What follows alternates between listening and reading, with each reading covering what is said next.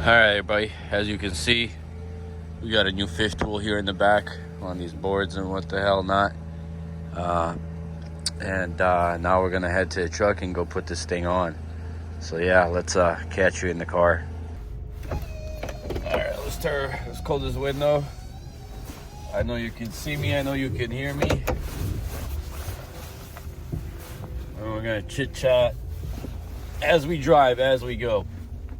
So in terms of my fifth wheel, I've been really meaning to replace it for quite some time now, to be honest, because it's got play on it. Whenever I hook a trailer, especially when it's heavy, I can feel it. I can feel that little bit of a movement in my fifth wheel. So I know that these fifth wheels can be rebuilt. I'm aware of that, but keep in mind, rebuild kit is like $600-700. I don't feel confident doing the rebuild because it's something that I really want done right. Because if you don't do it right, your trailer could be going left behind. So that's as far as that goes. So that was out the window.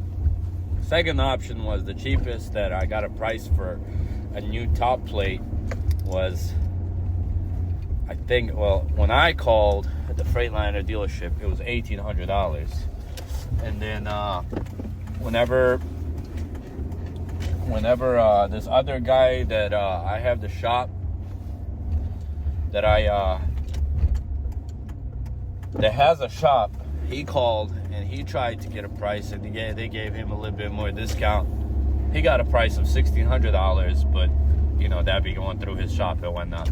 So I was like, you know what, I'm just gonna see what I'm gonna do. So I was browsing on Marketplace and whatnot, and I found a fifth wheel. And the issue was it was 3 hours away, but the guy had it listed for like $800. I was like, hey, would you take 6? I'll drive on down there to Sedalia, Missouri. And he was like, yeah, I'll take $650. So I was like, that's cool. So me and Melissa sat in the Ranger and we drove on out there, and I got a top plate for $650. Came with new pins. However, I already have a bushing and pin kit anyways, so as far as that goes, so it'll be fine. But yeah, it worked out. Hopefully it fits. I took all the measurements. It's not exact same model that I have on my truck, but I took measurements of, you know, mounting points and they match. And then it is the same, like, I guess, group of a fifth wheel, you would call it. It's a Holland fifth wheel top plate. So we'll see. I don't know. I mean, it's the same type of mounting point, same type of distances and everything. So we'll see. I mean, I talked to a guy that I bought it from. They have a big shop that's like freaking brand new, and I guess they got it for super cheap somewhere too. And they ended up needing it or not needing it or something like that. So I'm not sure, you know, but that's kind of the plan, you know. That's kind of the plan of what's going on here. We're gonna slap this thing on today. I've taken my fifth wheel plate off before when I replaced the bushings. It's not a bad job. It's just the problem is lifting it, and I could lift it before to replace the bushings, but this time I gotta lift a new one out the bed. So I'm just gonna take it to my buddy's shop, and they have a forklift, and then we'll just throw it on that way. So that's the plan. We're heading to a truck stop. I'm gonna go drop off the top plate, then go get my truck and go with my truck to the shop and hopefully get that knocked out.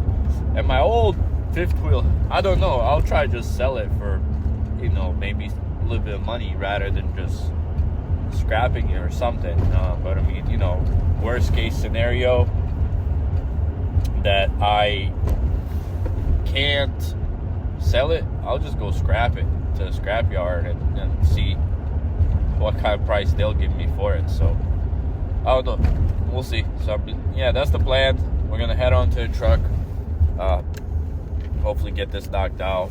I'll try to get a load today, but they're iffy, so I was like, whatever, I'm just gonna go get some work done. Because yesterday me and Melissa went to excuse me, I'm over to get stuffed up. we went to Kansas, and then I was trying to get a load out of Kansas, but they're just terrible, so I just went home empty from Kansas. So I was like, screw it. Yeah, I mean, if I could give one tip, not even a tip. I'm not giving tips. I'm not a veteran in this or what the hell not. But we do have to stick in this together if we do all want to survive. Don't pull these cheap loads, man. Like, just don't do it.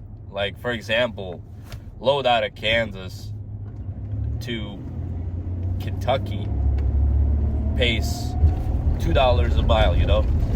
And if you go empty to St. Louis, you can get $3.50 a mile from St. Louis to Kentucky. So just deadhead those miles to a different area rather than getting that cheap load. Like, don't do that type of stuff, because that just encourages brokers. Like, even if you're like, oh, let me just get some on the way, like, it just encourages cheap loads, and all it does is sets a bad record on your company, and they mark you as a cheap carrier, and it's just not worth it, you know? Like, for example, like yesterday, I could have got the load from Kansas to St. Louis for like, they were offering like $400 or $500. It was a 45,000 pound load. Pick up in the morning, deliver next day afternoon. Like, it's just a terrible load. Like, I'm not gonna do that, dude. So, like, that's what I'm saying. Like, rather than pulling these loads, just deadhead. It is what it is. Find a better area that will have better loads, and just deadhead there. And for me, like, even if I deadhead and the load from there on forward ends up paying a little bit less than if I would have picked up the load originally, that's worth it, man. Because empty miles are way better miles than pulling that load all the way. Like, for example, if you can make, let's say you got a 600 mile trip that you're doing, and let's say that 600 mile trip going home, they're paying you $1,200, and you can deadhead 200 miles and pick up a 400 mile load for $1,000, $1,100. That's worth it, because that's a better paying load and encourages better paying loads in the market, and you're pulling less loaded miles. That's essentially what it comes down to. But yeah, I mean, we're kind of blabbering too much here. We're gonna keep on trucking here. Man, that's a sweet Pete. And he got a oversized axle too. And yeah, we're gonna go drop this thing off, and we'll catch you later. Here we go. Here's the new one. Got the old one off right here. No, I just pushed the new bushings in, and we're gonna lift the old one on, and that's it. The top plates are easy to do. Like I said, I've replaced bushings before, and it's not a bad job. It's just heavy. That's all. There's the old one. Keep it going.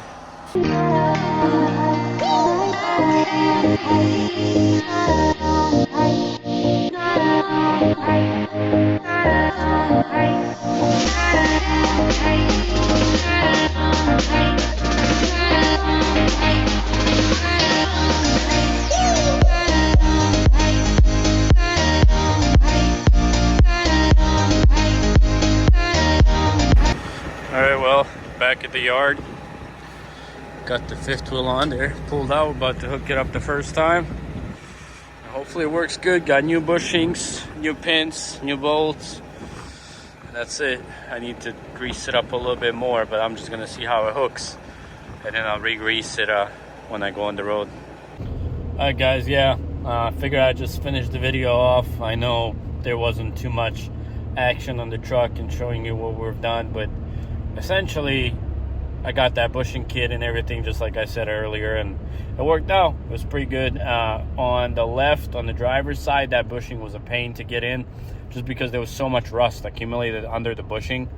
We really had to scrape that rust off, but it went in. It was fine. So yeah, I had to get some kicking and then knocking on there to get that Klin. Well, why did I say Klin? Klin is in Bosnia, and Klin means a pin. Basically what that means is to get that pin in and lock it in. But yeah, that's it. day in the works. Did something productive. We're gonna head on home here. I'm gonna go pick up my old one. I'm trying to sell it. If I don't sell it, I'll go scrap it. My freaking manual locking hub on my Ranger just flew off in the curve, so I'm gonna have to look for a new one for that. But yeah, guys, thanks for watching. Keep you posted, and catch you on the next one. Later.